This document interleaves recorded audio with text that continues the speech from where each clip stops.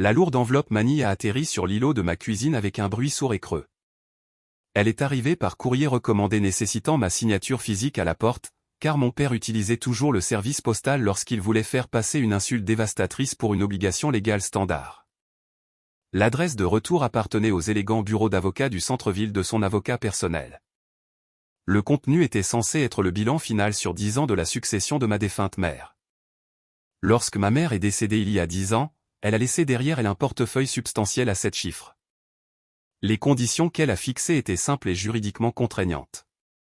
L'argent devait être conservé dans un trust irrévocable jusqu'à mon 35e anniversaire. Jusqu'à ce jour, il devait être géré par mon père, Richard Belmont, qui était désigné comme le seul fiduciaire et administrateur. Pendant 10 ans, mon père a parfaitement joué le rôle de l'intendant financier accablé.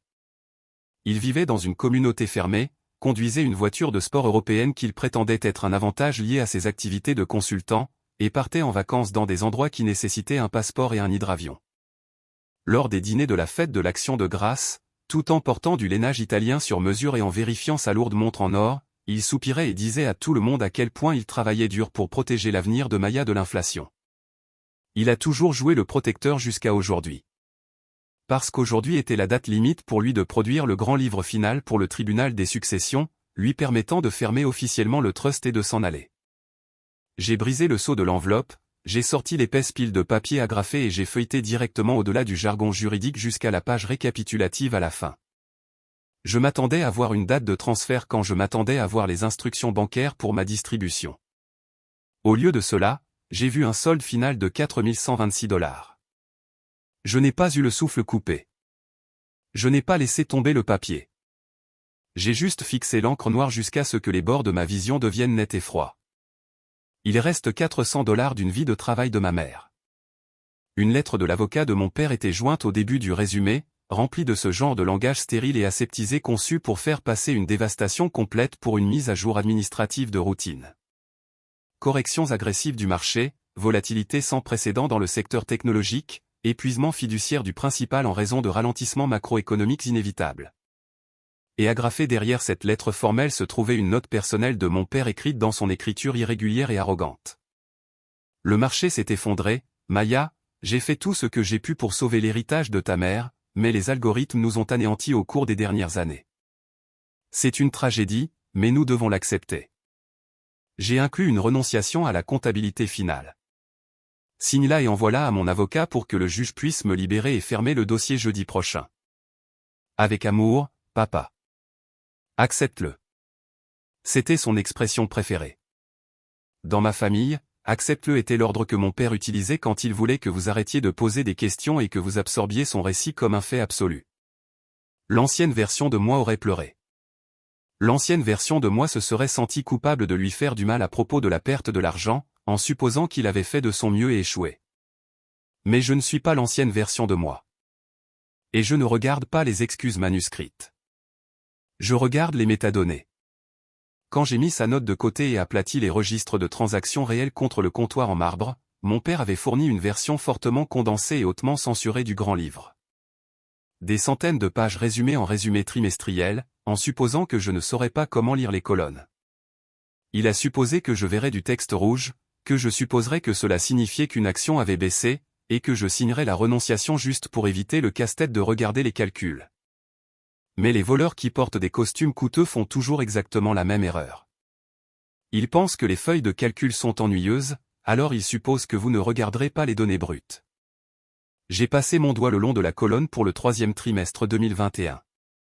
C'était une année où le marché global avait enregistré des sommets records, mais mon trust a enregistré une déduction massive de pertes en capital de 180 000 $. Mon père avait étiqueté en toute confiance l'élément de ligne dépréciation des actions en restructuration de portefeuille, mais mes yeux ne sont pas restés sur son étiquette. Ils se sont déplacés vers la marge tout à droite vers le minuscule code de transaction alphanumérique généré par la chambre de compensation de la banque. Il n'y avait pas écrit TRD pour transaction. Il n'y avait pas écrit MF pour frais de gestion. Il y avait écrit EXTW virement externe. Vous ne virez pas d'argent vers un krach boursier. Vous virez de l'argent vers un compte bancaire. Mon pouls ne s'est pas accéléré. Il a ralenti, s'installant dans un rythme lourd et méthodique. parce que mon père ne se préparait pas à une audience de décharge. Il se préparait à une escapade. Je ne l'ai pas appelé. Je ne lui ai pas envoyé de SMS pour exiger des réponses afin qu'il puisse avoir le temps de pratiquer ses mensonges et de dissimuler ses traces. J'ai pris mon téléphone, j'ai contourné tous les avocats spécialisés dans les successions de mes contacts, ou appelé un cabinet qui ne discute pas des sentiments ou de la dynamique familiale. J'ai appelé un expert comptable judiciaire. 2 heures plus tard, je suis entré dans le bureau du centre-ville de Nolan Reid. Le bureau n'avait pas d'étagère en acajou ni de canapé en cuir. Il avait des murs en verre dépoli, des contrôles d'accès numérique stricts et le bourdonnement calme et distinct de serveurs de traitement puissants. Nolan Reid était un examinateur de fraude certifié spécialisé dans le dénouement des détournements de fonds à valeur nette élevée. Et il regardait les gens exactement de la même manière qu'il regardait les chiffres, comme s'il attendait qu'ils s'équilibrent. Je me suis assise en face de lui et j'ai fait glisser l'enveloppe Manille sur son bureau vide. Mon père est l'administrateur de la succession de ma mère, ai-je dit, ma voix complètement plate. Il a déposé ce bilan final auprès du tribunal ce matin. Il prétend que le marché boursier s'est effondré et a anéanti un principal à 7 chiffres et il veut que je signe une renonciation avant une audience jeudi prochain. Reid n'a pas offert de sourire poli. Il a juste ouvert l'enveloppe. Et vous n'êtes pas d'accord, a dit Reid, ses yeux parcourant déjà la page récapitulative. Je ne suis pas d'accord, ai-je répondu. Je conteste les codes de transaction. Reid s'est arrêté à la page 2021. Son index a survolé exactement là où le mien avait survolé dans ma cuisine. Il a vu l'étiquette XTW immédiatement. Il a classé cela comme une perte de dépréciation, a dit Reid doucement. Oui, ai-je dit. Mais c'est une étiquette de routage de virement, a murmuré Reid, tirant la page plus près de la lampe de son bureau. Et il n'a pas censuré le suffixe de routage de la chambre de compensation sur la chaîne de destination. Pouvez-vous le tracer? Ai-je demandé. Reid n'a pas répondu tout de suite. Il s'est tourné vers son moniteur principal, a ouvert un terminal de base de données financières sécurisé et a tapé la chaîne de destination à 12 chiffres du papier directement dans le champ de recherche. Le clavier a claqué dans la pièce calme, sonnant comme une serrure qui s'enclenche. Une perte de marché reste à l'intérieur de l'écosystème de courtage, a dit Reid, ses yeux fixés sur l'écran alors que la base de données interrogeait le registre mondial. Un virement bancaire quitte le bâtiment. S'il a envoyé cela à un fonds d'action légitime, le suffixe de routage remontera à un courtier institutionnel enregistré. L'écran a clignoté en vert. La recherche a été terminée. Reid a arrêté de taper. Il a fixé le moniteur pendant une seconde longue et lourde. Et puis il s'est penché en arrière dans sa chaise. Il n'avait pas l'air choqué. Il avait l'air d'un homme qui venait d'attraper un voleur avec sa main parfaitement éclairée par un projecteur. Mademoiselle Belmont, a dit Reid, sa voix baissant d'une octave. Votre père n'a pas perdu 180 000 $ à cause d'un algorithme. J'ai gardé mes mains parfaitement immobiles sur mes genoux. Où l'a-t-il envoyé? Reid a tourné légèrement le moniteur pour que je puisse voir les données d'enregistrement attachées au numéro de routage. Ce n'était pas Wall Street. Ce n'était pas une banque d'investissement. Il l'a envoyé à un compte séquestre maritime privé aux îles Caïmans, a dit Reid, tapant une fois sur l'écran. Et l'entité bénéficiaire enregistrée sur ce compte est un concessionnaire de yachts de luxe. Le bureau de Nolan était silencieux, à l'exception du faible bourdonnement de son processeur. Un yacht? Ai-je répété. Le mot avait un goût de cuivre dans ma bouche. Il a classé une embarcation de luxe comme une restructuration de portefeuille. Les détourneurs de fonds commencent généralement petits, a dit Nolan, ne quittant pas l'écran des yeux. Un dîner par-ci, une adhésion au golf par-là. Mais quand 10 ans passent et que personne ne demande de reçu, ils deviennent arrogants. Il a tapé sur une touche et l'enregistrement aux îles Caïmans s'est agrandi. L'entité bénéficiaire est enregistrée sous le nom de Blue Horizon Holdings LLC, a lu Nolan. Et si je croise les références sur cette entité, plus de frappe. La base de données a mouliné. Le seul membre gestionnaire est Richard Belmont. J'ai regardé l'épaisse pile de papier que j'avais apportée. Des centaines de pages de mensonges. Exécutez le reste, ai-je dit. Nolan n'a pas hésité. Il a pris tout le paquet lourd, a tranché la reliure avec un coupe-papier pointu et a inséré les pages dans un scanner commercial haute vitesse posé sur le bord de son bureau. Le PDF que votre père a envoyé est un résumé aplati, a expliqué Nolan au-dessus du vrombissement de la machine. Mais le logiciel de comptabilité laisse des filigranes numériques.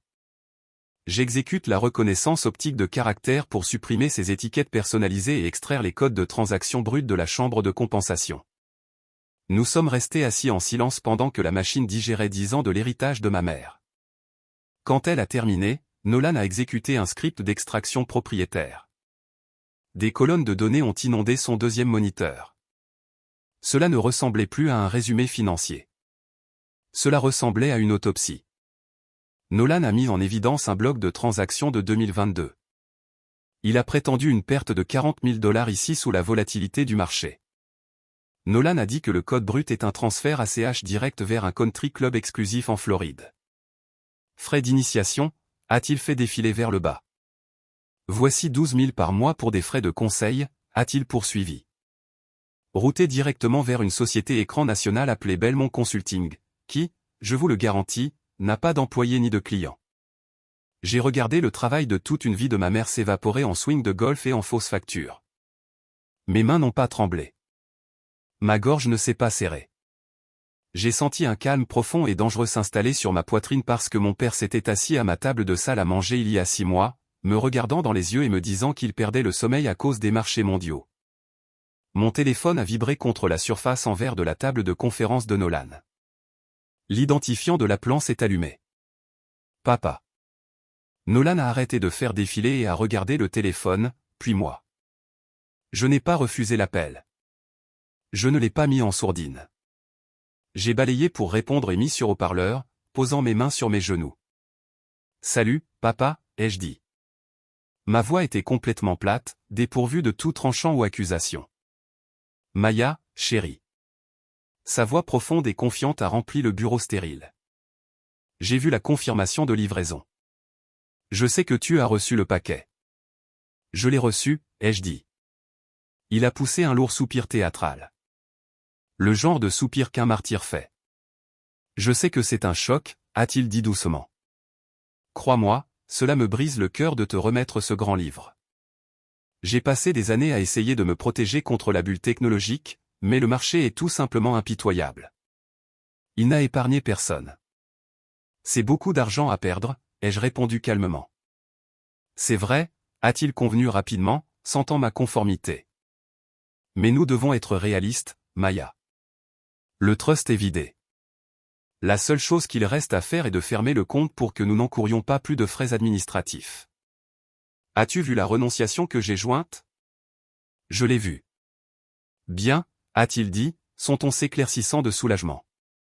J'ai besoin que tu la signes et que tu l'envoies par email à mon avocat avant demain matin. Le juge nous a inscrits au rôle pour jeudi. Et si nous présentons la renonciation signée, il me décharge en tant qu'administrateur.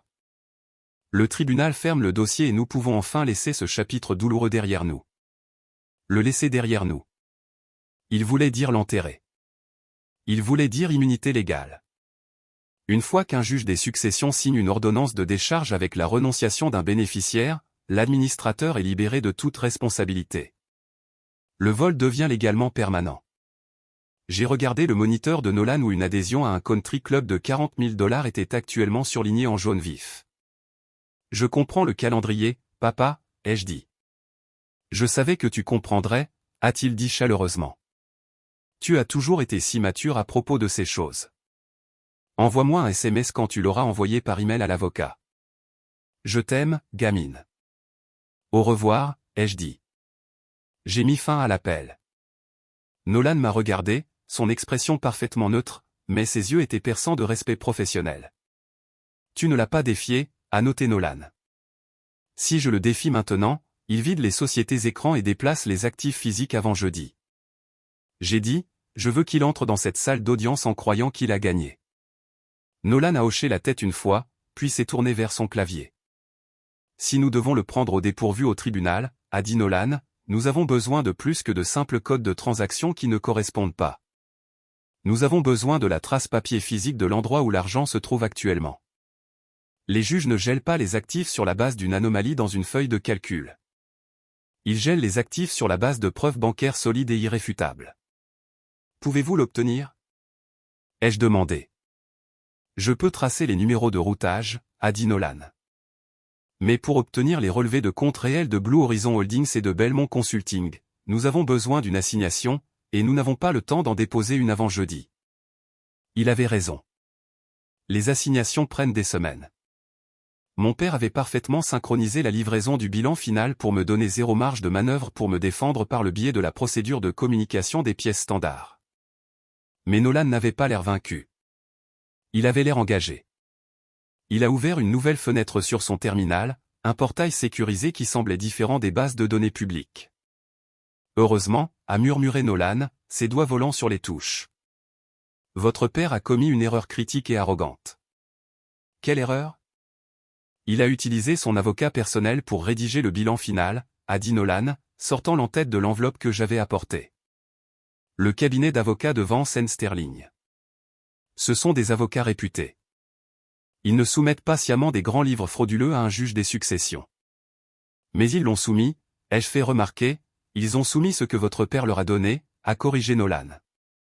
Mais les cabinets d'avocats exigent que leurs clients signent une déclaration interne sous serment d'exactitude avant de déposer un bilan final auprès du tribunal. Cela protège le cabinet contre la faute professionnelle si le client ment. Nolan a appuyé sur Entrée et un schéma des réglementations bancaires a peuplé son écran. Votre père ne vous a pas seulement menti, a dit Nolan, se tournant vers moi. Il a menti à son propre conseiller juridique. Et selon les règles des successions de l'État, les divulgations financières d'un administrateur à son propre avocat concernant les actifs du trust ne sont pas protégées par le secret professionnel de l'avocat si ces divulgations sont faites dans le cadre d'un crime ou d'une fraude. J'ai senti mon pouls se stabiliser en une ligne froide et dure. Alors, comment obtenons-nous la preuve? Ai-je demandé. Nolan a mis la main dans le tiroir de son bureau et a sorti un dossier en papier cartonné vierge. Nous n'assignons pas les banques, a dit Nolan doucement. Quand nous assignons l'avocat, il a regardé en arrière l'écran et sa mâchoire s'est légèrement contractée alors qu'une nouvelle pièce de données se chargeait. Et nous devons le faire dès maintenant, a ajouté Nolan, sa voix baissant. Pourquoi dès maintenant? Ai-je demandé. Nolan a pointé un code de transaction en attente qui venait d'apparaître tout en bas de la liste des données brutes extraites. Une transaction datée de vendredi prochain, un jour après l'audience de décharge. Parce que mon père ne prévoyait pas seulement de s'éloigner du trust, il prévoyait de s'éloigner du pays. Nolan a tapé sur la transaction en attente sur son écran. Ceci est un virement sortant programmé, a-t-il dit. La destination est un dépôt privé à Chypre et le montant correspond exactement à la valorisation actuelle de Blue Horizon Holdings et de ses sociétés écran nationales. Il liquide, ai-je dit. Il disparaît, a corrigé Nolan. Eh bien, au moment où le juge signe cette ordonnance de décharge jeudi, sa responsabilité fiduciaire s'évapore officiellement. C'est un concept juridique appelé chose jugée. Une fois que le tribunal des successions accepte sa comptabilité et le décharge, vous êtes définitivement empêché de le poursuivre pour abus de confiance. Il clique sur envoyer vendredi et l'argent quitte la juridiction bancaire américaine pour toujours. J'ai fixé le curseur clignotant sur l'écran. Donc, nous déposons une injonction aujourd'hui. Ai-je dit. Nolan a secoué la tête.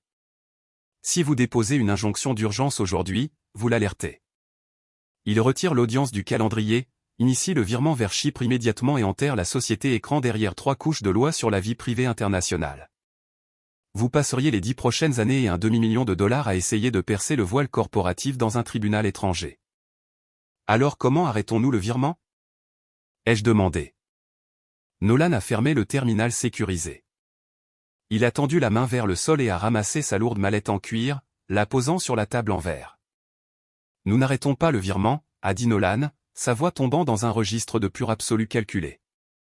Nous gelons toute l'infrastructure nationale qui le détient. Il a tapé ses doigts sur la mallette. Nous laissons votre père entrer dans cette salle d'audience, a poursuivi Nolan. Nous le laissons se tenir devant un juge et entrer son grand livre fabriqué dans le dossier officiel du tribunal sous peine de parjure.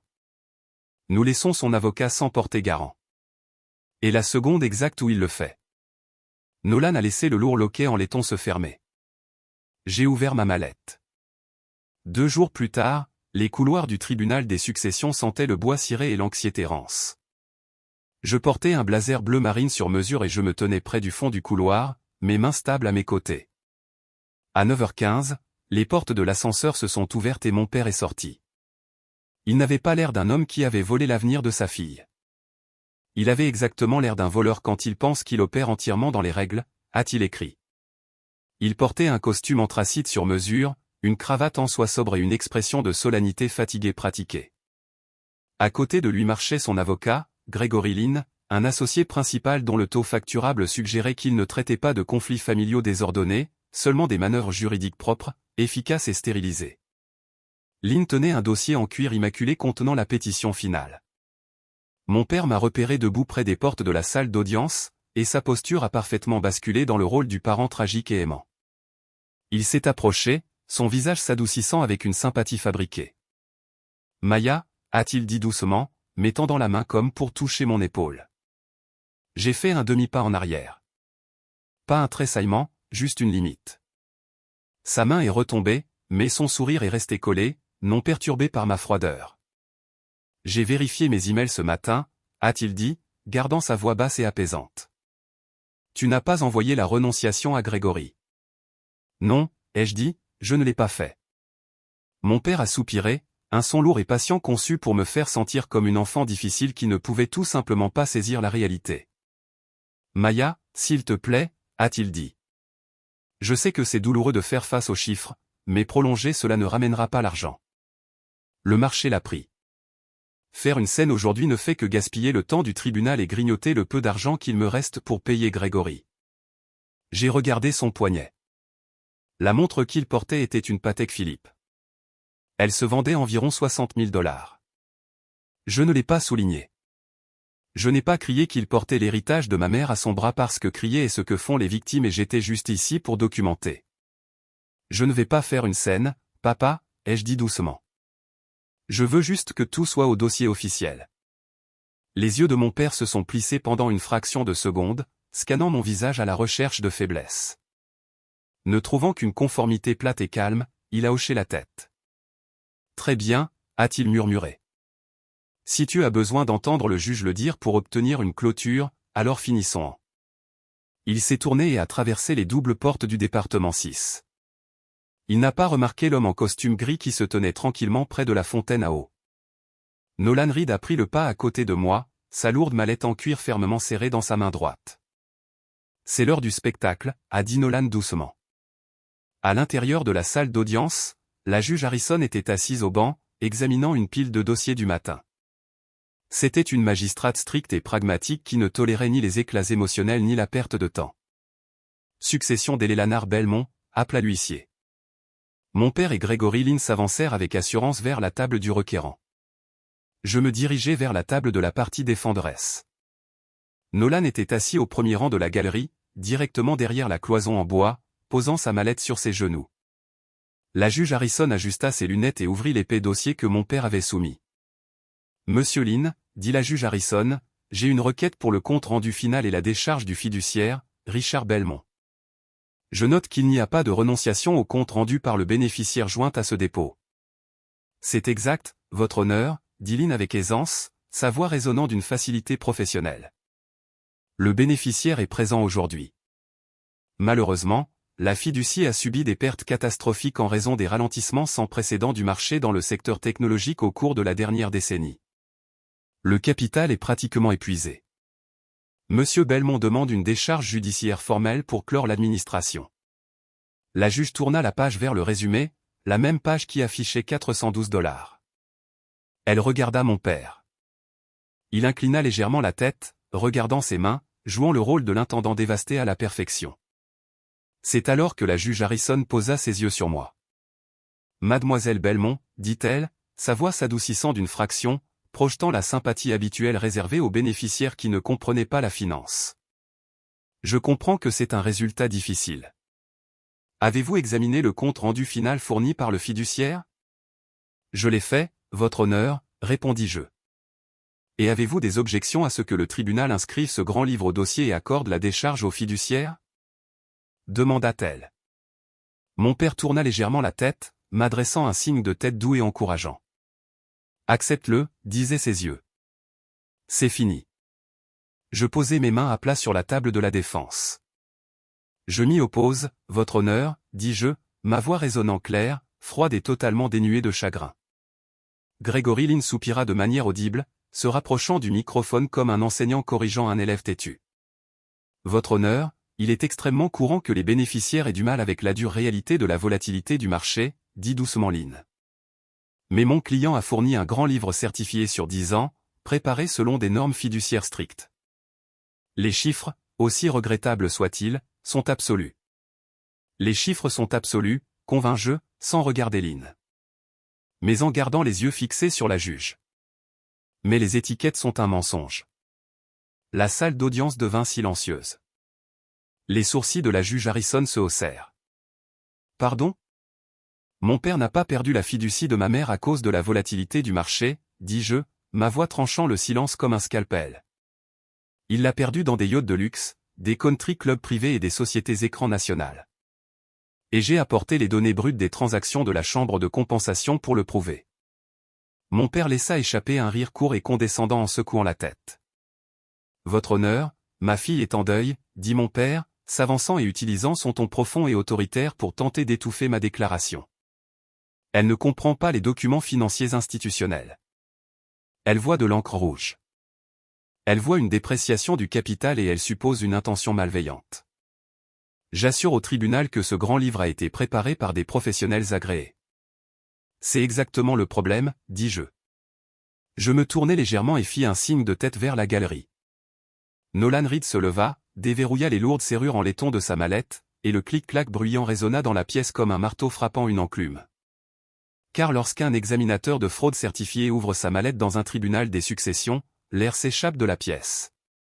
Nolan Reid n'avait aucune arrogance. Il franchit la barrière en bois avec le pas mesuré et calme d'un auditeur qui avait ruiné 100 hommes riches avant le petit déjeuner. Il ne regarda pas mon père. Il ne regarda pas Gregory Lynn. Il regarda droit vers le greffier et remit 3 volumes identiques, fortement reliés. Un pour la juge, un pour l'avocat adverse et un pour le dossier officiel. Votre honneur, dis-je, ma voix stable et totalement plate. Voici Nolan Reid. Il est examinateur de fraude certifié, et il possède les données brutes que mon père a supprimées du grand livre qu'il vient de vous demander de signer. La tête de Gregory Lynn se tourna brusquement vers moi, puis vers Nolan. La confiance polie et aseptisée qu'il avait apportée dans la pièce s'évapora en un instant. Objection, dit Lynn bruyamment, sa voix soudainement aiguë, essayant de construire un mur procédural derrière lequel se cacher. Votre honneur, c'est une embuscade. Cet expert n'a pas été divulgué et ces documents n'ont pas été produits lors de la phase de découverte. Nous avons le droit d'examiner l'avocat. La juge Harrison l'interrompit, sa voix tombant dans un registre de pierre froide. Votre client demande à ce tribunal de décharger définitivement ses fonctions fiduciaires et d'approuver la perte catastrophique d'une fiducie à 7 chiffres. S'il y a une allégation de fraude active concernant le document même que vous venez de me remettre, je vais l'examiner. Le greffier fit passer le lourd classeur jusqu'au banc. Il ne toucha pas le bois avec un léger tapotement. Il heurta le bois avec un bruit sourd et lourd. Et ce fut le moment exact où mon père réalisa que ses costumes européens et sa voix profonde et autoritaire ne signifiaient absolument rien dans cette pièce. La juge Harrison ouvrit le classeur. Monsieur Reid, dit-elle, lisant ses références sur la page de couverture. Que suis-je en train de regarder exactement ? Nolan se tenait à côté de ma table, les mains vaguement jointes devant lui. Il parla sur un ton si dépourvu d'émotion qu'il en paraissait clinique. Passez à l'onglet 3, votre honneur, dit Nolan. Vous verrez le grand livre soumis par le requérant sur la gauche, prétendant une perte de dépréciation de capitaux propre de $180 000 au troisième trimestre 2021. Une perte qu'il a attribuée à la volatilité du marché. La juge regarda la page. Je le vois sur la droite, continua Nolan, se trouvent les données brutes non censurées de la chambre de compensation que j'ai extraites via la reconnaissance optique de caractère à partir des filigranes numériques laissées sur sa propre soumission PDF. Le code de transaction n'est pas une opération sur action, votre honneur. C'est un virement externe. Le visage de mon père prit la couleur de la cendre humide. Et la destination de ce virement ? Demanda la juge Harrison, ses yeux se plissant sur la page. Un compte séquestre offshore privé aux îles Caïmans, déclara Nolan calmement.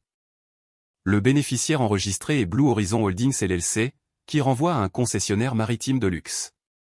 Le membre gérant de cette LLC est votre fiduciaire, Richard Belmont. La bouche de mon père s'ouvrit, mais aucun son n'en sortit. Il regarda Gregory Lynn, s'attendant à ce que son avocat coûteux intervienne, objecte, utilise une manœuvre juridique brillante pour stopper cela. Mais Gregory Lynn ne regardait pas la juge. Il feuilletait frénétiquement sa propre copie du classeur, ses yeux parcourant les codes de transaction extraits. Et c'est là que Gregory Lynn cessa de défendre son client et commença à défendre son permis d'exercer. « Votre honneur, dit Lynn, sa voix tendue et totalement dépourvue de défense.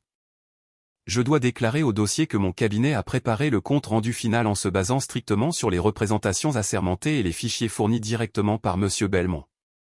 Nous n'avions aucune connaissance des virements électroniques offshore. » Lynn fit littéralement un pas physique sur le côté, se distanciant de mon père. « Parce que les avocats se battront pour vous lorsque vous serez poursuivi, mais ils vous jetteront au loup dès la seconde où vous les tromperez pour soumettre un parjure à un juge fédéral ou étatique. » Mon père était complètement seul. Il a essayé de s'appuyer sur la seule tactique qui lui restait, sa capacité à manipuler. « C'est un malentendu, dit mon père, sa voix tremblant légèrement, la résonance profonde totalement disparue. Votre honneur, je peux expliquer. C'était des investissements dans des actifs alternatifs. Le marché technologique était en chute libre, alors j'ai diversifié le portefeuille en actifs tangibles pour me protéger contre l'inflation. Un bateau conserve sa valeur. C'était une stratégie. Je n'ai pas levé les yeux au ciel. Je ne lui ai pas crié dessus pour avoir qualifié un yacht de stratégie d'investissement.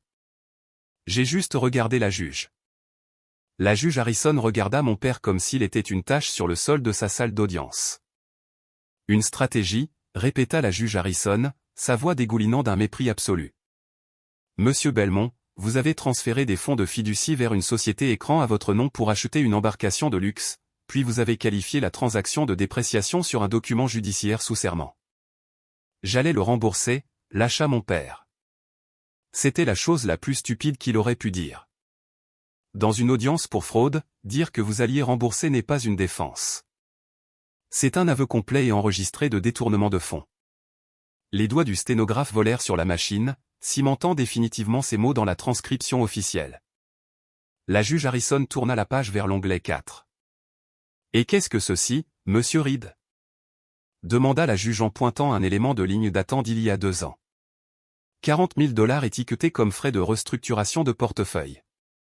Il s'agit d'un virement direct vers le Cypress Point Country Club en Floride, répondit Nolan avec aisance. Des frais d'adhésion pour un abonnement personnel de golf. L'onglet 5 montre des virements mensuels récurrents de 12 000 $ étiquetés comme frais de conseil, acheminés vers une entité nationale appelée Belmont Consulting, qui n'a aucun employé, aucune licence commerciale et qui est détenue entièrement par le fiduciaire. Mon père agrippa le bord de la table du requérant si fort que ses articulations devinrent blanches.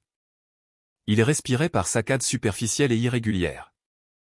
Il se tourna vers moi, ses yeux écarquillés et frénétiques. « Maya, s'il te plaît, chuchota-t-il à travers l'allée. Je suis ton père. Ne fais pas ça. » Je le regardai droit dans les yeux, ma posture parfaitement droite, mes mains jointes sur la table. « Tu n'as pas agi comme mon père quand tu as vidé les comptes de ma mère, dis-je doucement. Tu as agi comme un voleur, et les voleurs n'obtiennent pas de renonciation. » La juge Harrison ferma le lourd classeur. Le son résonna comme une porte de coffre-fort qui se verrouille. « Monsieur Belmont, dit la juge, sont-on signalant que la partie procédurale de la matinée était officiellement terminée et que la partie punitive avait commencé. Vous avez fondamentalement manqué à votre devoir fiduciaire. Vous avez commis une fraude civile. Vous avez commis un parjure dans ma salle d'audience et vous avez volé votre propre fille. » Mon père secoua la tête rapidement. « Je n'ai pas tout pris.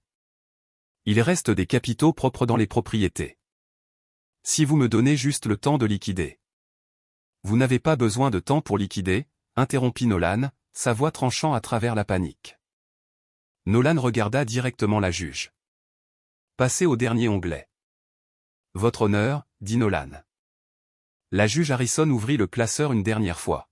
« Hier après-midi, j'ai audité la file d'attente de routage active pour le compte de détention principal de la fiducie, » expliqua Nolan en pointant une capture d'écran imprimée. Le fiduciaire a initié une liquidation complète de ses sociétés écrans nationales et de la liquidité restante de la fiducie. Les fonds sont actuellement en attente. Le visage de mon père devint parfaitement inexpressif. Il cessa de respirer. Et où les fonds sont-ils prévus d'aller? Demanda la juge, ses yeux suivant la chaîne alphanumérique sur la page. Demain matin à 8 heures, dit Nolan, portant le coup final et fatal. Un virement sortant est prévu pour balayer la totalité du solde vers un dépositaire privé à Chypre, une juridiction sans extradition. Parce qu'un père qui fait un mauvais investissement reste pour s'excuser. Mais un père qui planifie un virement international au lendemain de son audience de décharge est un risque de fuite. La juge leva les yeux du classeur et son regard se fixa sur mon père avec une finalité froide et terrifiante. Le piège s'était refermé avec succès. Le silence dans le département 6 était si absolu qu'on aurait dit que l'air avait été aspiré de la pièce. La juge Harrison ne cria pas. Les juges n'ont pas besoin de volume quand ils ont la juridiction. Elle regarda simplement mon père et le dégoût dans ses yeux était froid, lourd et totalement professionnel. « Monsieur Lynn, dit la juge Harrison, sa voix résonnant sur les murs lambrissés de bois. Aviez-vous connaissance que votre client était programmé pour virer la totalité de ses actifs contestés vers un dépositaire étranger demain matin? Gregory Lynn semblait physiquement malade. Puis il rassembla ses papiers avec des mains qui tremblaient visiblement. Absolument pas, votre honneur, dit Lynn, sa voix saccadée et désespérée. Mon cabinet a été mandaté uniquement pour déposer le compte rendu final basé sur les grands livres nationaux fournis par le fiduciaire. Nous ne facilitons pas, et nous ne conseillons pas, les virements internationaux d'actifs contestés. Lynn ne s'arrêta pas là. Il leva les yeux vers le banc et porta le coup final à la défense juridique de mon père. À la lumière des preuves présentées aujourd'hui et du clair conflit d'intérêts concernant la véracité des dépôts, dit Lynn, je fais une motion orale pour me retirer immédiatement en tant qu'avocat au dossier pour Monsieur Belmont. Mon père tourna brusquement la tête vers son avocat. Grégory, tu ne peux pas faire ça. Je viens de le faire, Richard, siffla Lynn, sans prendre la peine de baisser la voix. Tu m'as menti. Et tu as utilisé mon cabinet pour soumettre un parjure. La juge Harrison n'hésita pas. La motion de retrait est accordée, dit-elle. Elle ramassa son stylo. Monsieur Belmont, dit la juge, le grattage de son stylo amplifiant le silence dans la pièce. Vous êtes par la présente démis de vos fonctions de fiduciaire de la L.L. Belmont Trust, avec effet immédiat pour manquement grave aux devoirs fiduciaires et fraude active.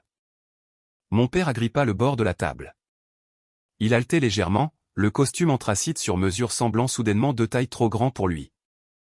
Votre honneur, s'il vous plaît, supplia-t-il, l'exécutif autoritaire de la salle de conseil complètement disparu, remplacé par un homme qui venait de réaliser que les sorties étaient verrouillées. Si vous me laissez juste accéder au compte, je peux annuler les virements. Je peux la rembourser. Donnez-moi juste 48 heures. Je n'ai pas cligné des yeux. Je n'ai pas souri. Et je l'ai juste regardé se noyer dans le système même qu'il pensait avoir maîtrisé. Vous n'avez pas 48 heures, dit platement la juge Harrison. Elle regarda Nolan Reed, qui se tenait toujours tranquillement dans la galerie. Monsieur Reed, dit-elle, votre cabinet possède-t-il les numéros de routage exacts et les détails de l'institution pour les comptes nationaux détenant actuellement les fonds liquidés? Nous les avons, votre honneur, dit Nolan en tapant sur le lourd classeur. L'onglet 6 contient les données complètes de routage institutionnel pour Blue Horizon Holdings et Belmont Consulting, ainsi que ses comptes d'exploitation personnelle. Excellent, dit la juge. Elle reporta son attention sur le greffier. J'émets un gel d'urgence ex parte immédiat sur tous les actifs, comptes et coffres-forts associés à Richard Belmont, Blue Horizon Holdings LLC et Belmont Consulting, dicta-t-elle clairement. Je rédige une injonction d'urgence ordonnant aux banques dépositaires d'arrêter tout virement sortant, spécifiquement le virement prévu pour Chypre demain à 8 heures. Aucun fonds ne doit bouger sans un ordre direct de ce tribunal. Mon père laissa échapper un son qui n'était pas un mot, juste un souffle creux et paniqué. L'argent était gelé. La trappe de secours était soudée. En outre, continua la juge Harrison, ses yeux se fixant sur mon père, je nomme mademoiselle Belmont en tant que fiduciaire successeur pour superviser le recouvrement de la succession, et je transmets tout ce dossier. Ainsi que la transcription de l'audience d'aujourd'hui et l'audit médico-légal de Monsieur Reed, à l'unité des crimes financiers du procureur de district et au FBI. Et étant donné la tentative de fraude par virement international, mon père trébucha en arrière d'un demi-pas, heurtant la chaise en bois derrière lui. Maya, dit-il en se tournant vers moi, la voix se brisant. Des larmes coulaient vraiment sur ses joues maintenant. Maya, je suis ton père. Je t'ai élevé. Tu ne peux pas les laisser m'envoyer en prison pour une erreur. Je l'ai regardé. Je n'ai pas ressenti de colère. J'ai juste ressenti le poids froid et net de la réalité. Tu n'as pas fait d'erreur, papa, dis-je doucement. Tu as fait un programme, et je viens d'annuler ton vol. La juge Harrison frappa le marteau. La requête pour décharge est refusée avec préjugé, annonça-t-elle. Le gel des actifs est actif immédiatement. L'audience est levée. L'huissier se déplaça rapidement, se plaçant entre mon père et l'allée, s'assurant qu'il n'essayait pas de m'approcher. Nolan Reed ferma tranquillement sa mallette, les loquets en laiton se fermant avec un dernier clic satisfaisant. Je n'ai pas attendu que mon père dise autre chose. Je n'avais pas besoin d'excuses et je n'avais pas besoin de l'entendre mentir à nouveau. Je me suis retourné et j'ai franchi les lourdes portes en bois, le laissant seul à la table du requérant, effectivement en faillite et attendant que le gouvernement fédéral frappe à sa porte. Lorsque nous sommes sortis sous le soleil brillant des marches du tribunal, Nolan s'est arrêté et m'a regardé. L'injonction a déjà été transmise électroniquement aux chambres de compensation, a dit Nolan, vérifiant une alerte sécurisée sur son téléphone. Le virement pour Chypre a été annulé dans la file d'attente. L'argent ne va nulle part. J'ai pris une profonde inspiration de l'air frais du matin. Merci, Nolan, ai-je dit. Ne me remercie pas, répondit Nolan, sa voix totalement neutre. Remercie les métadonnées, car elles ne mentent jamais. 3 mois plus tard, l'audit médico-légal était terminé. Le tribunal a autorisé la saisie et la liquidation du yacht de luxe détenu par la société écran de mon père, qui était resté dans une marina à Fort Lauderdale en l'attendant. L'abonnement au country club a été révoqué, et les frais d'adhésion ont été récupérés par un jugement civil. Entre les comptes nationaux gelés et les actifs liquidés, nous avons récupéré 94% du capital de la fiducie originale de ma mère. Mon père n'est jamais arrivé à Chypre. Il a été inculpé de multiples chefs d'accusation de fraude par virement électronique, de détournement de fonds et de parjure, et est actuellement en attente de procès fédéral. Si vous découvriez que votre propre parent a drainé votre héritage et a blâmé l'économie, l'auriez-vous confronté à table? Ou seriez-vous resté silencieux en amenant un expert comptable judiciaire au tribunal comme je l'ai fait? Dites-moi ce que vous feriez dans les commentaires ci-dessous.